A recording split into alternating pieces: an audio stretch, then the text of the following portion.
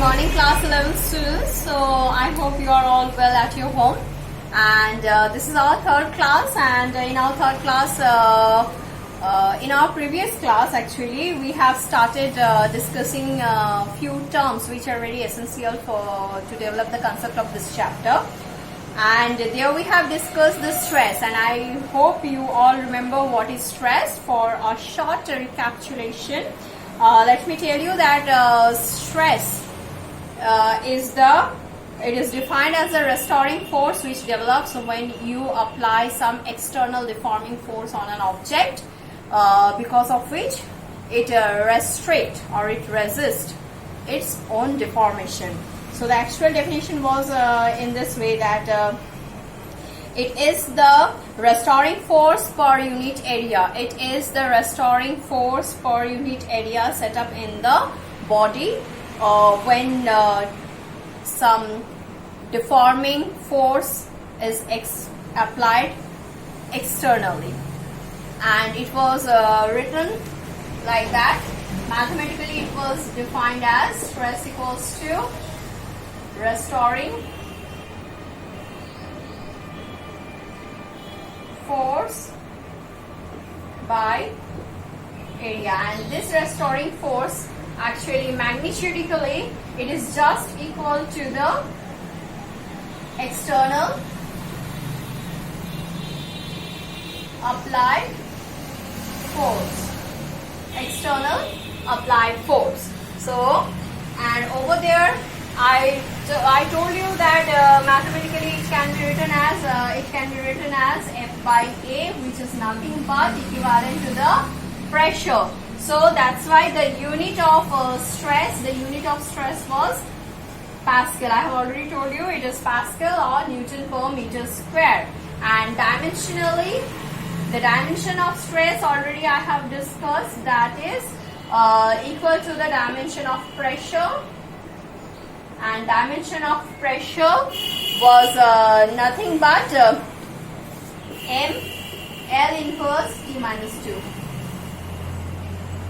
So this was the concept we have developed in our previous class. Now based on this concept, today we will be talking about the two different types of stress. One is normal stress and another is tangential stress. And what are these? So how this stress is classified in these two categories, actually depending on the type of restoring force developed in it, and that also depends on the type of the external applied force. So how you are applying the force on an object, depending on that the type of stress will be developed in that object. Let me tell you one thing, that this normal stress, this is the stress which will develop in every case when you will be applying the external deforming force normal to the area. That means suppose let me show you with something.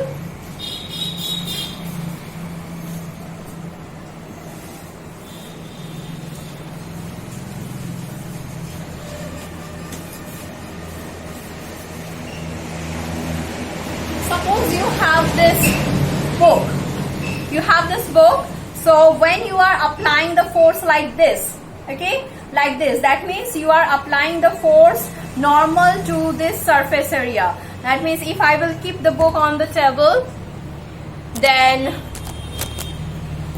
it's not visible. So when you will be applying the force like this on the book, that means normal to the surface area, then the applied external force, the type of applied external force is normal, and thus the stress which will develop in the object, that will be normal stress.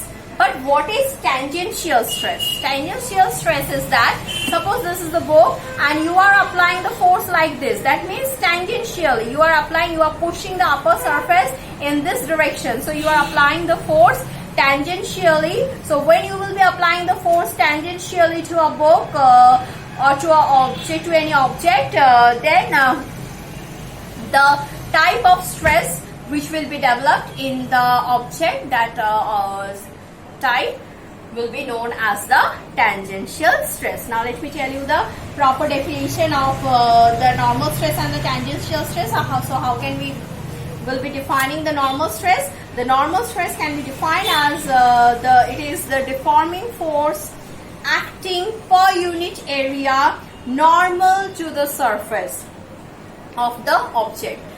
It is the deforming force acting per unit area normal to the surface of the object. Then the type of force, then the type of stress is known as normal stress, and rest of the things are all same. Mathematically, the normal stress is also written with F by A, and its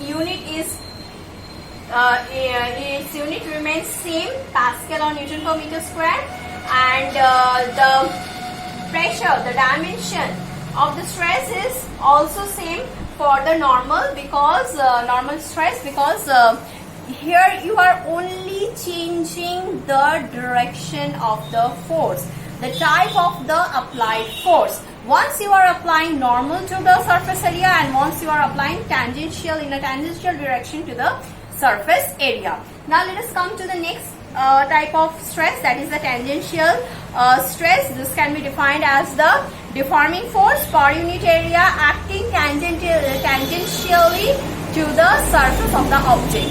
So the same definition. In the normal stress, you are saying that deforming force acting per unit area normal to the surface of the object, and for tangential stress, you are saying that the deforming force acting per unit area tangentially to the surface of the object is known as tangential stress, and rest of the things are same. So any kind of stress you will be talking, the unit, the dimension and the mathematical formula, they will all remain same, only the definition will change depending on the type of applied force. The definition will be changed. Okay, now the next term, that is the strain.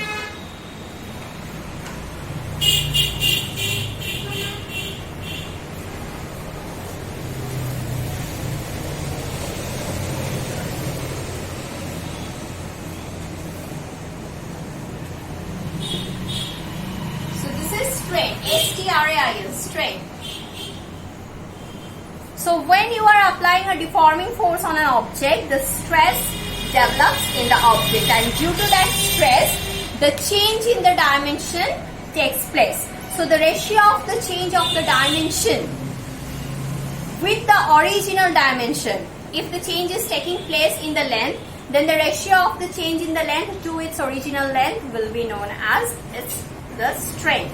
Okay, so how can we define the strain? It can also be defined as in this way: the ratio of change in dimension of the deformed object to its original dimension is called strain under the external deforming force. Obviously, under the external deforming force. Now this strain is also having its types, depending on which dimension is being changed because of the application of the deforming force. So here we will observe three types of strain. Those three types of strains are: number one is longitudinal strain. Longitudinal strain. Okay. Then number two is volumetric strain. Number two is volumetric strain. And number three is shear strength.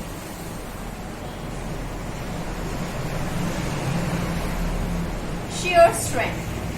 Now here, what I have told you about the strength, this is the, if D is the dimension, if D denotes dimension, then delta D denotes the change. Actually this delta denotes change in dimension. And so the strain can be defined as delta D by D.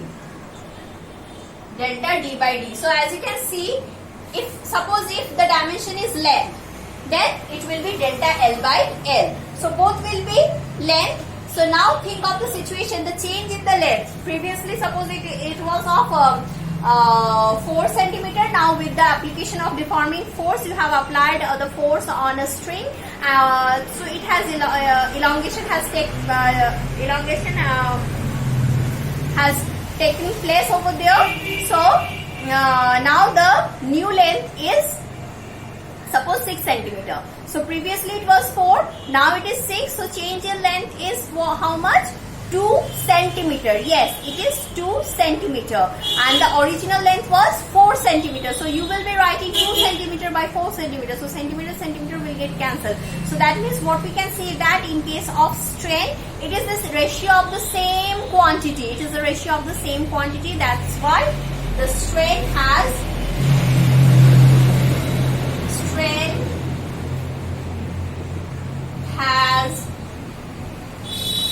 no unit and no dimension. Strain has no unit and no dimension. So this is very important. You have to keep this thing in your mind that strain does not has any unit and dimension, as because this is a ratio of the same quantity. Now let us come to the 3 different types of strain. So in the first case, we are having the longitudinal strain. Longitudinal strain. So how can we define the longitudinal strain? So how we have defined the strain? Only strain. We have defined it is the ratio of the change in the dimension to its original dimension of a deformed body under the applied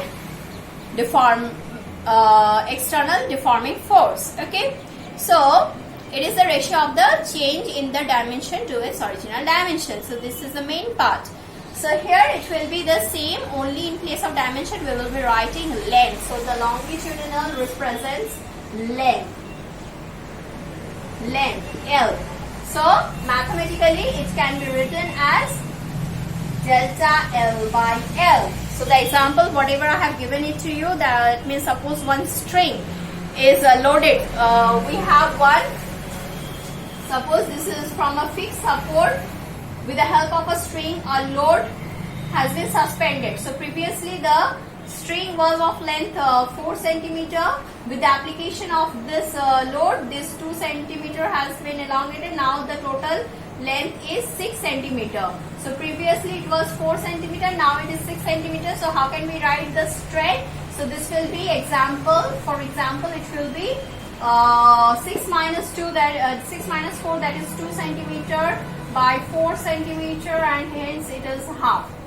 Okay, so this is how we write the longitudinal strain. Now comes the volumetric strain. Now comes the volumetric strain. In case of volumetric, so from the name, what is coming? Yes, the volume. The volume. So it represents the volume. So how can we write? So let me give you one example. Suppose we have one iron ball and we are, with the help of something, we are compressing it. We are compressing it. Or suppose we have dipped the ball in the sea water. So what will happen? The sea water will create a huge pressure on the wall of the ball and it will try to compress the ball. Then what will happen? The volume will shrink.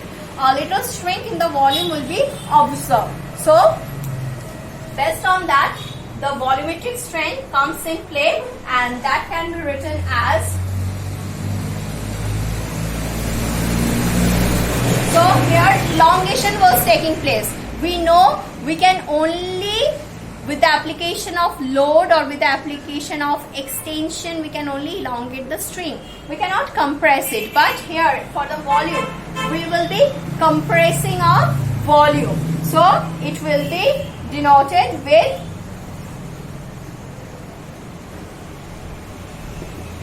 delta V by V. So change in volume to its original volume can be written as delta V by V. Now the shear strength. Now comes the shear strength. So before going to the shear strength, let me define the volumetric strain to you. So how can we define the volumetric strain? The change in the volume per unit original volume is known as the volumetric strain. So this is how we will be defining the volumetric strain. Now come the shear strength. So this is a little bit different thing from the rest two type of strength. So for this, at first we need to draw one figure. So let me first draw it for you, then it will be easier for you to understand. So none of type of the strain will have unit or the dimension.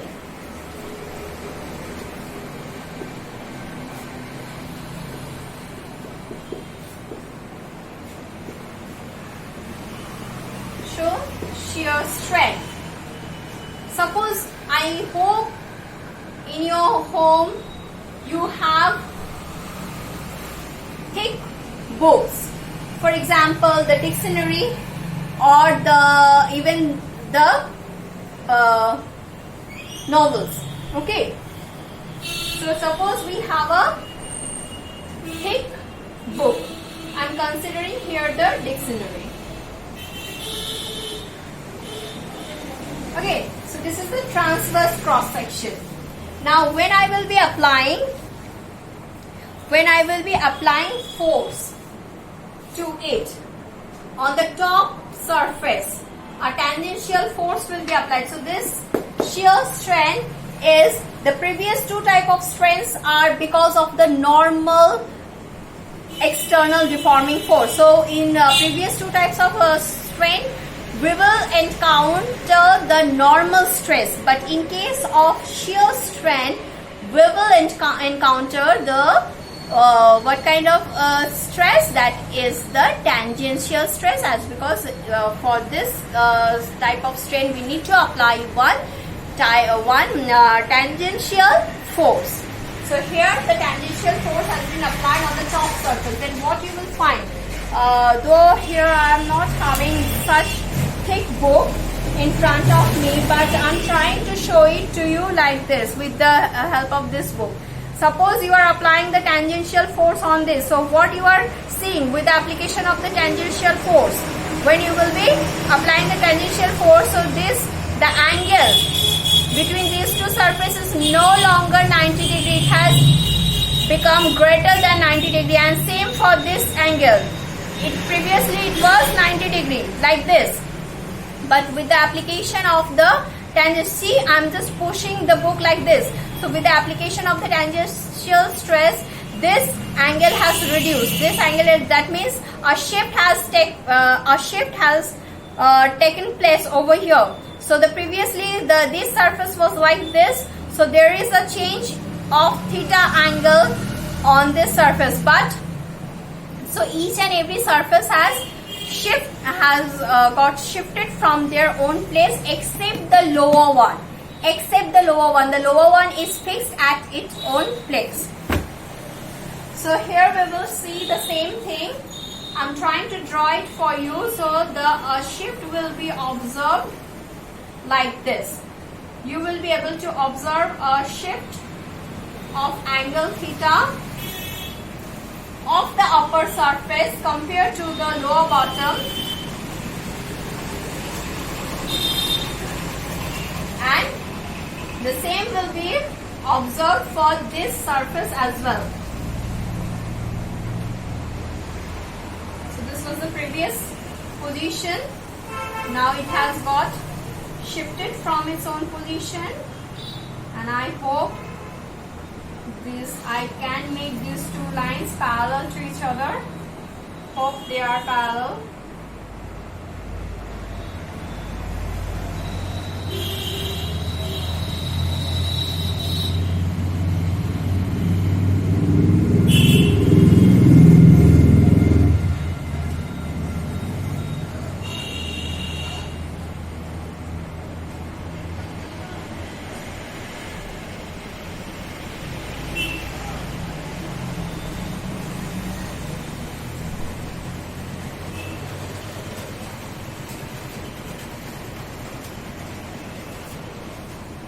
Okay, so this is also of angle theta. So as you can see, the entire, let me show you the entire cross section. So this was the previous case, and due to the application of the tangential force on its top surface, the entire thing has been shifted by this amount.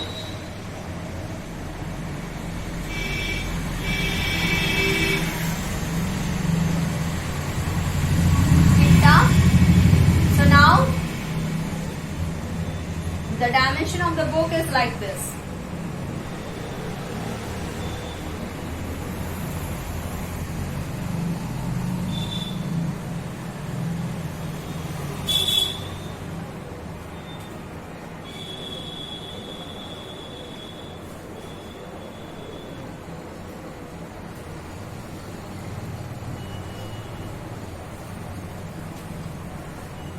Okay, so it will be better if I now draw this portion. It will be more clear.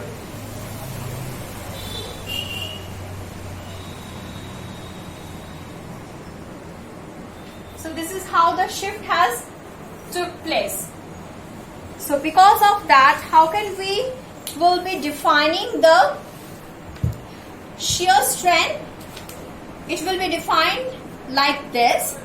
Within elastic limit, that means if you will cross the elastic limit of any material, so it will remain deformed, it will never come back with the withdrawal of the external deforming force. So within elastic limit, it is measured as the ratio of the relative displacement of one plane, that means this plane, to its distance from the fixed plane. That means relative displacement of this plane with respect to, suppose, the lowest one, that will be the relative displacement is theta, with respect to the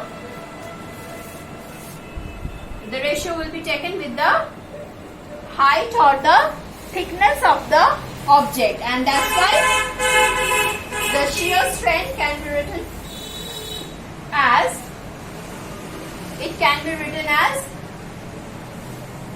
tan theta. Why tan theta? Because see here, this is the 90 degree,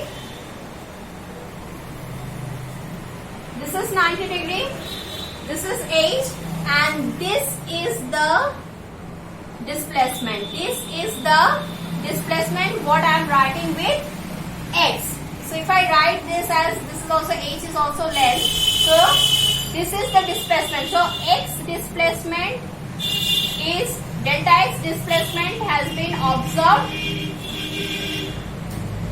to the upper surface with respect to the lower one.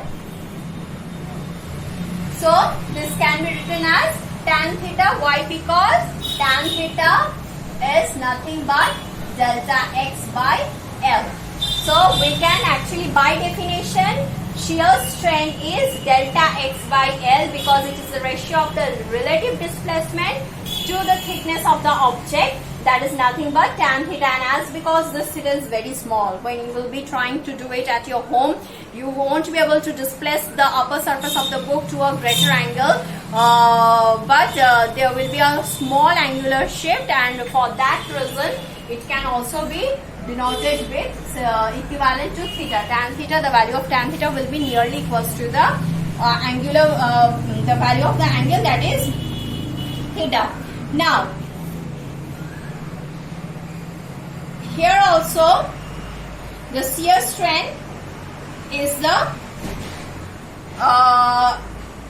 displacement of the upper surface with respect to the lower one, and it is taken as the ratio of this displacement to the thickness of the object. So as you can see, this is also delta x by L, so it is unitless. So all the strains are unitless. Now here I'd like to tell you the last thing, that is the Hooke's law. Actually Actually, at first this law was developed by the English physicist known his name was Robert Hooke, and he has given these words. He has given these words. Within elastic limit, the extension of an elastic body is directly proportional to the force that is producing it. That means how much force we will be applying on an object. The extension in that object will be observed. That will be equivalent to, that will be proportional to the applied deforming force. So this is the word he has used, the extension. So here is no chance of contraction, no chance of the shear stress, no chance of tangential force. So he is only concerned with the longitudinal strength. So that's why this law was not complete. This law was not complete, and later Thomas, one scientist named Thomas, an English scientist, modified the law to a general form, and according to that, now the statement, it includes which is true for all kind of deformations such as bending, compressing, stretching, twisting, etc. So this law will be able to explain all type of strengths, okay, all type of deformations. So that's why now the modified version, the modified statement of Hooke's law. So what was the Hooke's statement at first? At first you can write it down.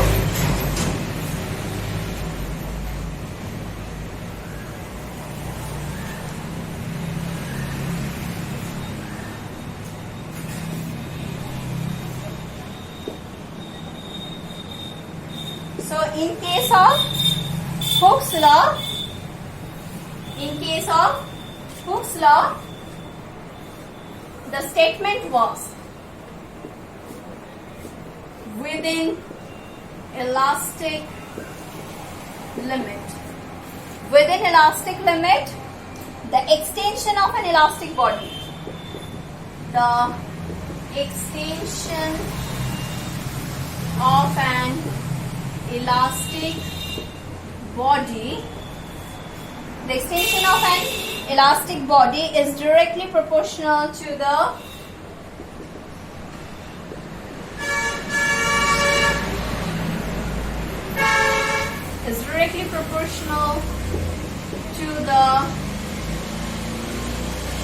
applied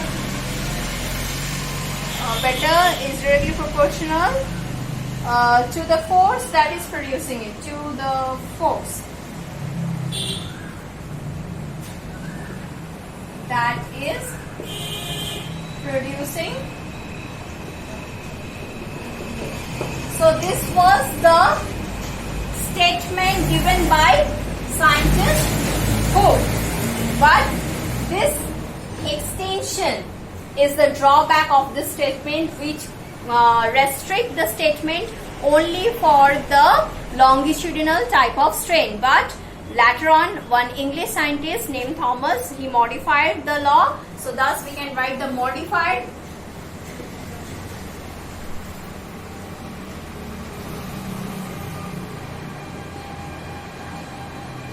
Hooke's law. The statement is, so how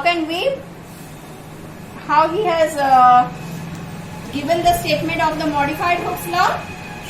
It is within elastic limit, stress is directly proportional to strain.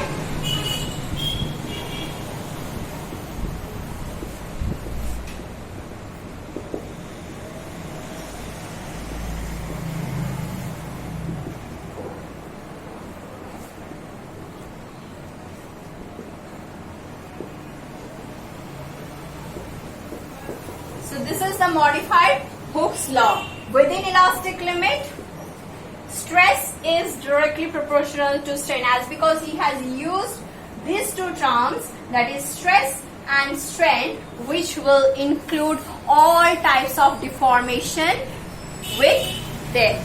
That's why this is the more general law which is applicable to all kind of deformation, and we will be using this statement as the Hooke's law. So in exam, whether you are asked about the modified Hooke's law, then obviously this one. But if the modified Hooke's law is not mentioned, then also you will be writing in. If you are asked to write the statement of Hooke's law, then also you will be writing this the statement of the modified Hooke's law, not the previous one. So according to this, mathematically what we can write? Stress is directly proportional to strain. Stress is directly proportional to strain. So this is the mathematical expression of the law. Okay.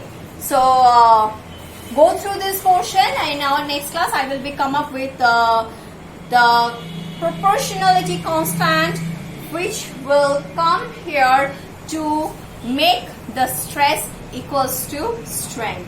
So we will discuss about that proportionality constant, and we will proceed with the course. Till then, keep practicing and be safe. Thank you.